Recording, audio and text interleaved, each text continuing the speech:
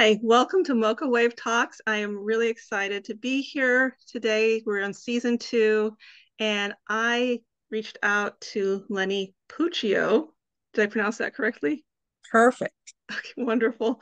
And I reached out to her and asked her if she would agree to an interview with me because one thing is I've seen her on social media and she's just really impressed me. And of course, who can resist fairies?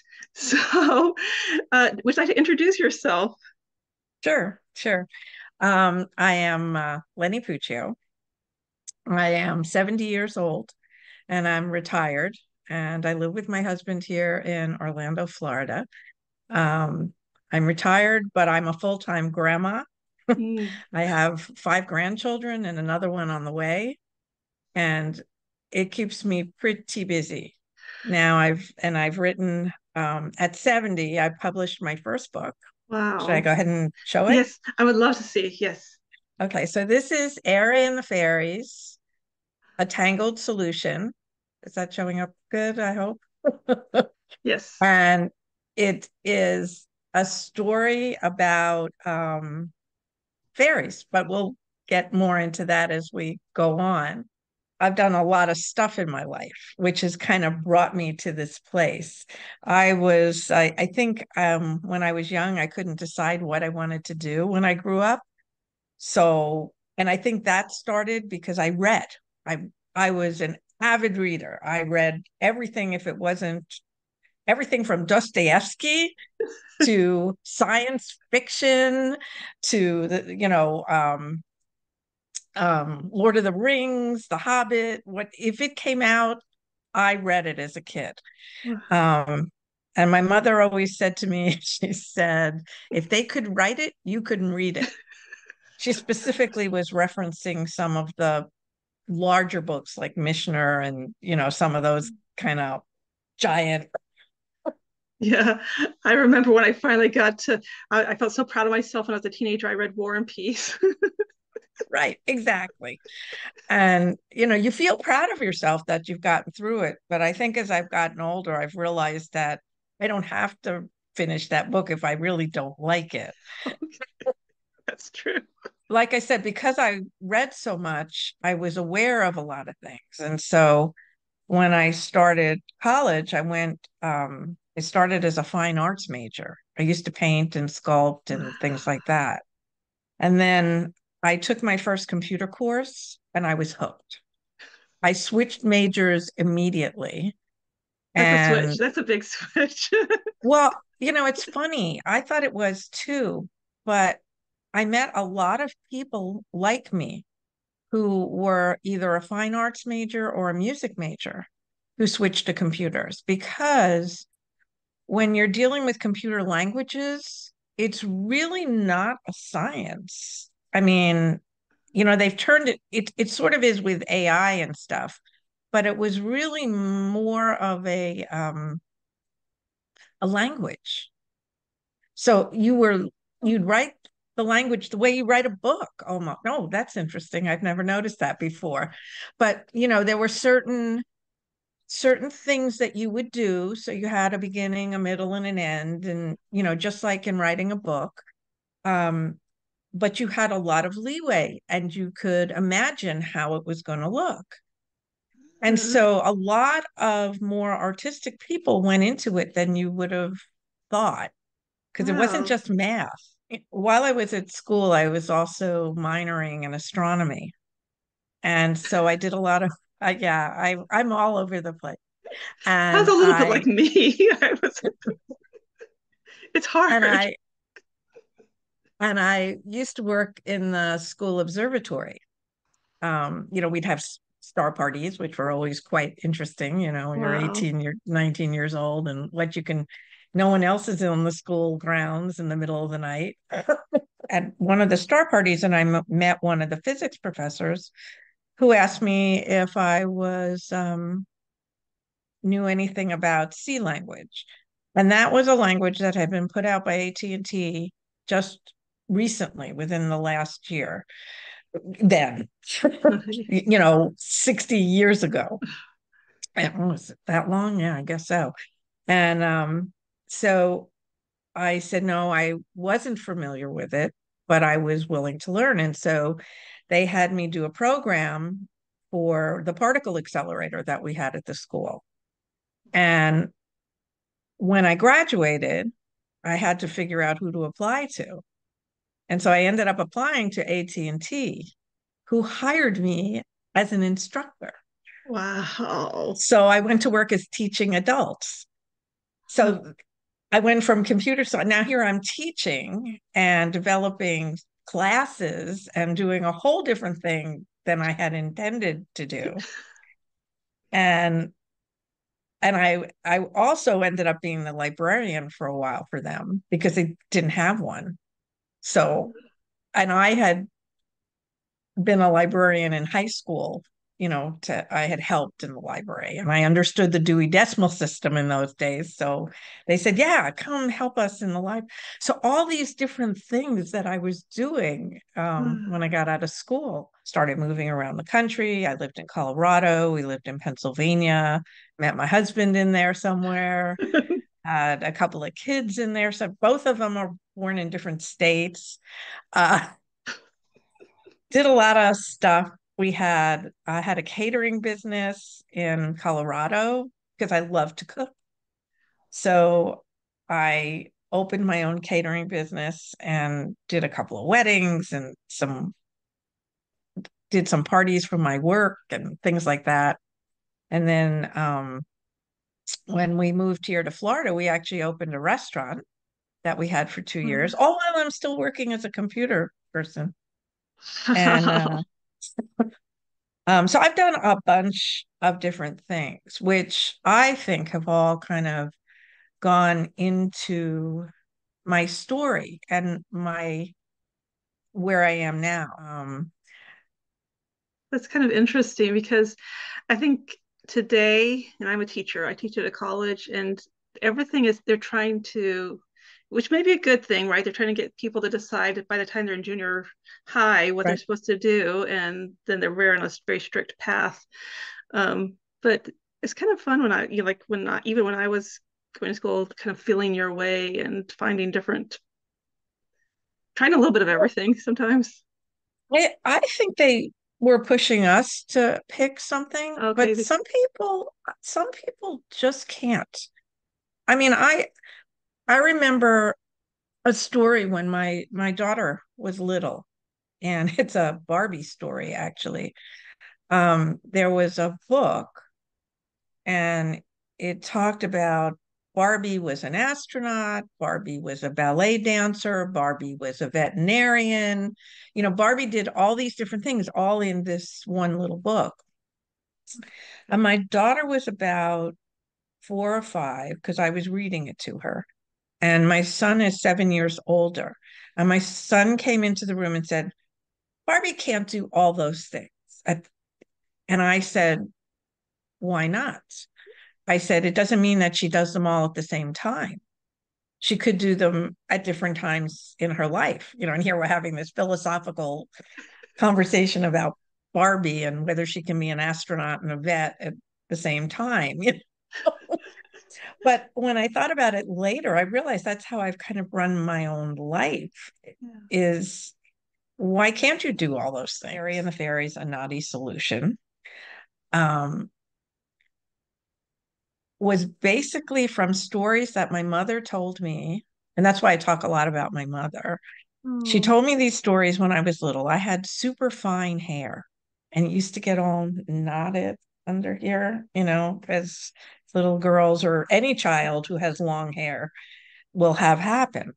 And so when she'd be brushing it out in the morning, she would tell me these stories about fairies who had parties in my hair to keep my interest. And so there was Freddie and there was Frida. And she told me, his girlfriend, of course, and she told me these stories, I don't know how many years. And they would be different and they would change. But when I my and then I in turn told these stories to my daughter and my granddaughters as I would brush out their hair. And my mom passed away about 8 years ago. And when she did, I thought, I want to write this down. I have to write this story down.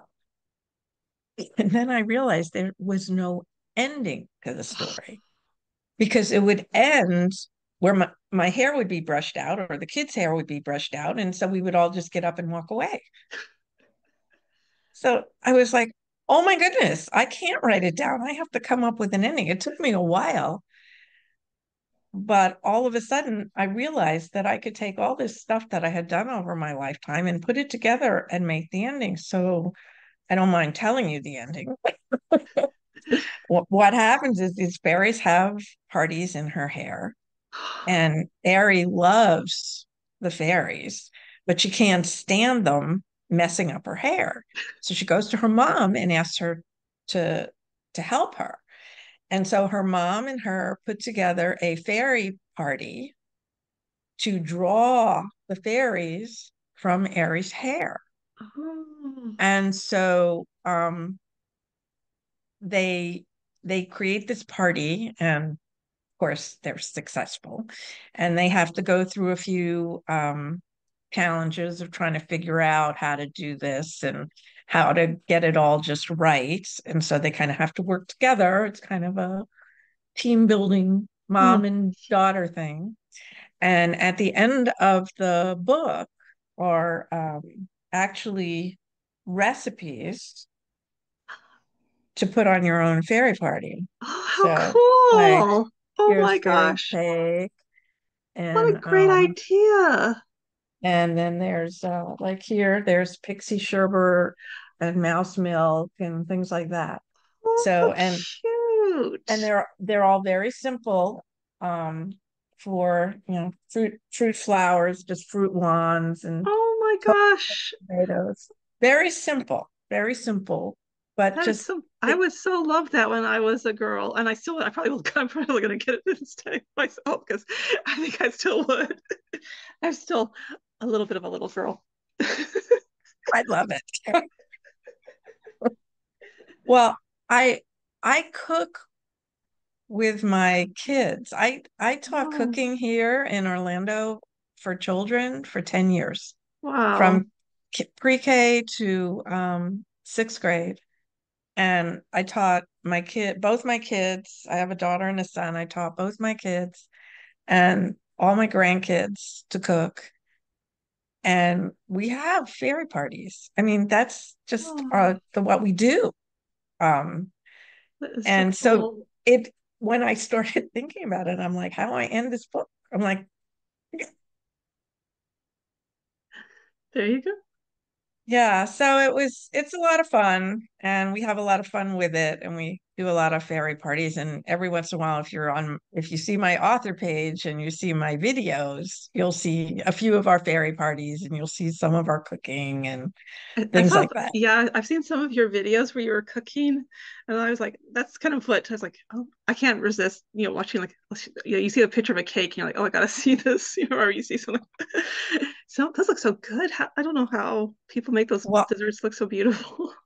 I picked up a lot of viewers when I started researching for the next book. So my next book is Ari and the Fairies are going to Sicily. That's not the Oh, title. I have not announced the title yet. okay, So, but that is the premise of the book. So, okay. they go to visit family in Sicily. As you can tell from my last name of Puccio, my husband does have family in Sicily. And so Oh, we kind of, my mother-in-law said, well, you dedicated the first book to your mother. Can you dedicate the second one to me? And I'm like, oh, okay, I guess we're going to Sicily. Which is fine. She's a doll. I love my mother. oh, My husband's family is wonderful. I have been so blessed with them. So I'm very fortunate. So oh. I was doing some research into desserts and things that fairies might like and eat, and I had made this cassata cake, which is I think that's the one phenomenal. that's actually the one I watched. Yes, I watched that one. I So I put it on TikTok and I promoted it on Facebook.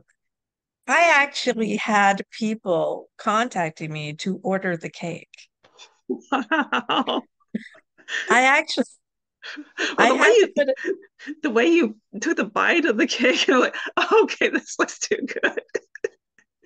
I had to put a disclaimer out saying, okay, I am not making this cake for you. I will put the recipe up, which I did. The recipe is on my Facebook author page, and I'm planning on moving it to my website, actually.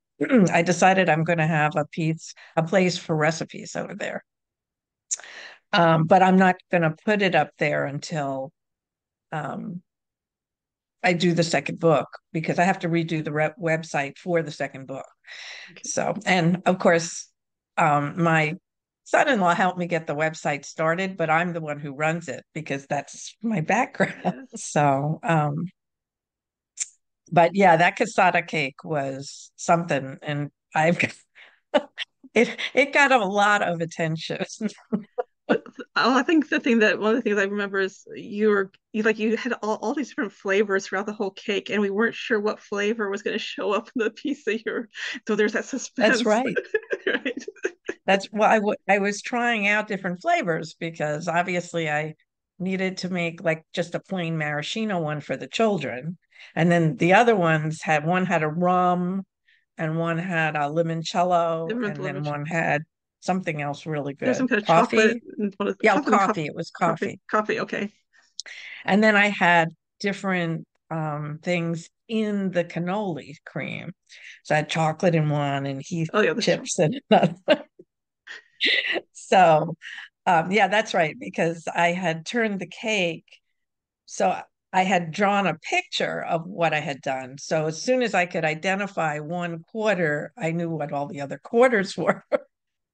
But that from the outside, there was no difference. So I couldn't tell, which was obviously, I mean, you wouldn't normally do a cake like that, except for experimenting, I would think.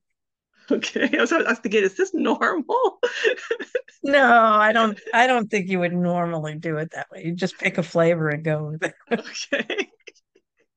So, but because I do the recipes at the back of the book, it makes it really kind of fun because I have to research them.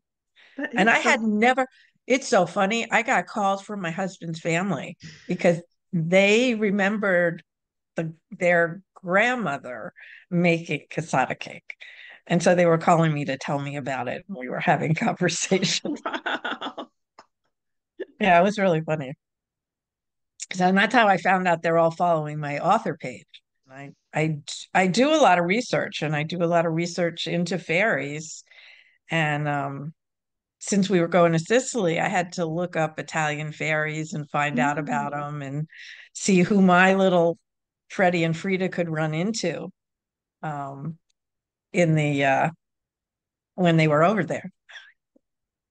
So it's been interesting. So there's a big difference in fairies in different cultures.